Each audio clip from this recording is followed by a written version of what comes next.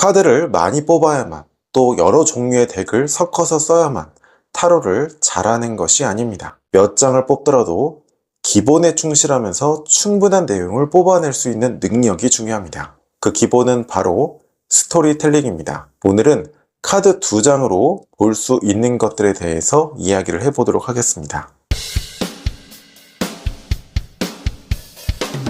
기본적인 스토리텔링부터 해볼까요? 소드는 이성이자 영향력이죠. 10번은 끝까지 간 겁니다. 즉 이성, 내가 생각할 수 있을 만큼 여러 가지를 고민하고 생각해 봤는데 더 이상 뾰족한 방법이나 수가 없었죠. 또 영향력의 측면에서 보면은 내가 더 이상 할 수 있는 게 없었다는 거예요. 뾰족한 수가 없어서, 더 이상 할 수 있는 게 없어서 내가 완드왕처럼 뭔가를 추진하거나 적극적으로 실행하게 되었다. 이렇게 스토리를 만들어 볼 수 있겠죠. 또 이런 스토리도 가능합니다. 그동안 어떻게 해야 될지 고민이 많았는데 결론이 나지 못했죠. 그래서 일단 무언가를 하기로 했다. 적극적으로 나서기로 했다. 이렇게 스토리텔링도 가능합니다. 아니면 시기적으로 본다면 힘들었던 시기가 지나고 적극적으로 나설 수 있는 시기가 되었다. 이렇게도 스토리를 만들 수 있죠.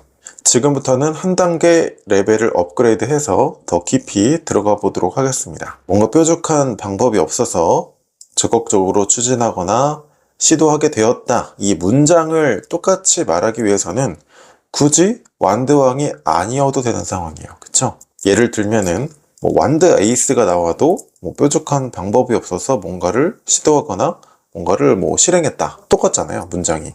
그런데 왜 굳이 완드왕이 나왔어야만 하는지 이 이유를 아는 것이 이제 중급자를 뛰어넘는 실력이라고 할 수 있어요. 먼저 완드 에이스였다고 해볼까요? 문장은 똑같습니다. 뾰족한 방법이나 할 수 있는 게 없어서 뭔가를 실행했다. 이거 똑같아요. 근데 어떤 상황이냐면 상황 카드에서 상황으로 이어지죠. 그러니까 뾰족한 방법이 없는 상황에서 에이스 상황, 뭔가 생겨난 상황으로 전환이 되는 거예요. 기회가 생겼죠. 뭔가 실행하거나 잡을 수 있는 뭔가 일의 기회가 생겼어요. 그래서 실행을 한 건 똑같지만 외부에서 기회가 와서 내가 그 기회를 잡아서 실행을 한 게 된 거죠. 즉 정답을 찾을 수 없었는데 어떤 기회나 방법이 생겼다. 이렇게 볼 수 있는 거예요.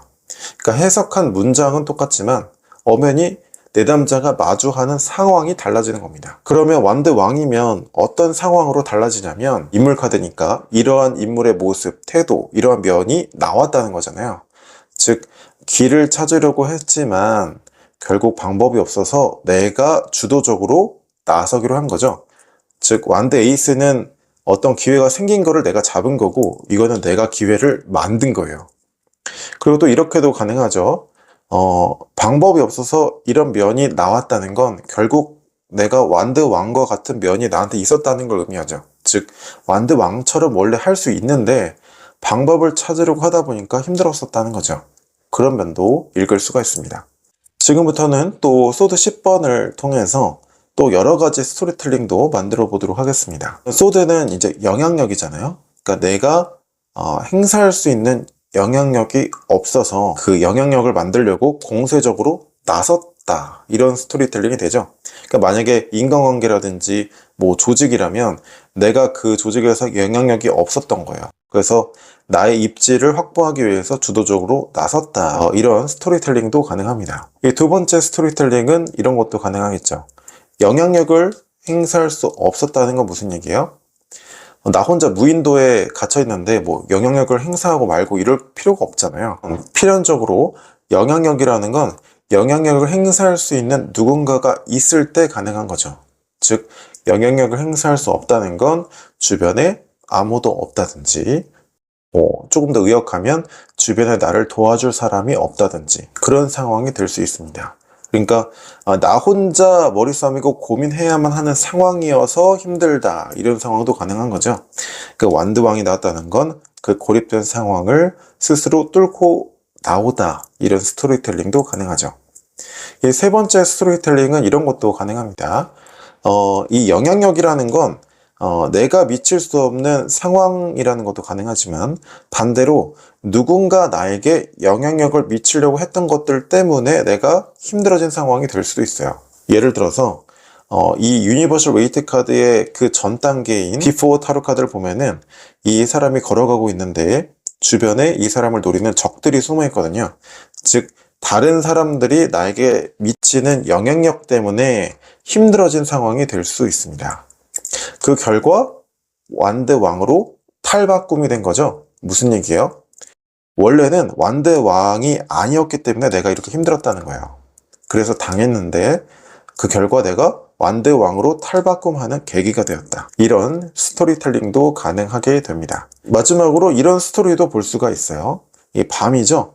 밤이라는 거는 새로운 아침이 밝기 전에 그 전 단계의 시간입니다. 근데 점점 동이 트고 있어요. 타로 카드는 다 은유적인 상징이기 때문에 이 은유적인 의미 상징을 가지고 문장을 만들어 보면 어떤 상황이냐면 변화를 예고하는 시간에서 변화하는 시간으로 변화하고 있죠. 즉, 변화하는 과정이라고 볼 수 있습니다.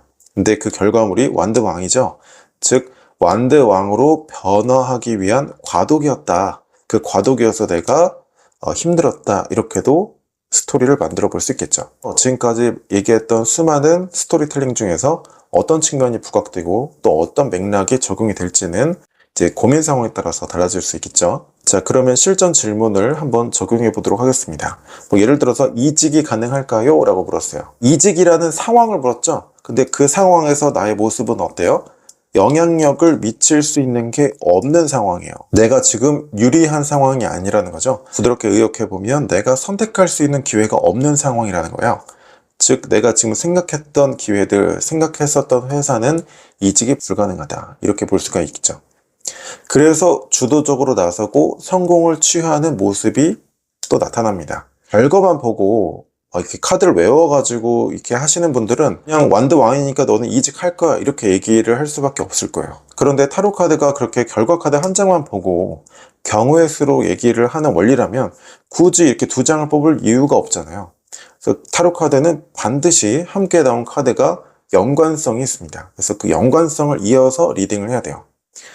자, 성공하는 건 맞는데 어떤 상황에서 성공하냐면 내가 원래 생각했었던 기회에서는 내가 선택할 수 있는 기회가 없어요. 그래서 주도적으로 나서서 성공을 취합니다. 즉, 직접 만드는 기회를 얻는다는 얘기예요. 이직이 가능할까요?로 물어봤잖아요.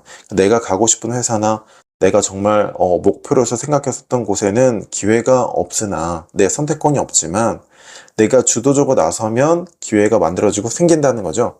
즉, 상향 지원은 안 되지만 내가 지금까지 만들어 놓은 역량을 바탕으로 갈 수 있는 곳이 분명히 있고 그런 곳으로 눈길을 돌린다면 분명히 성공할 거다. 이런 리딩이 되는 거죠.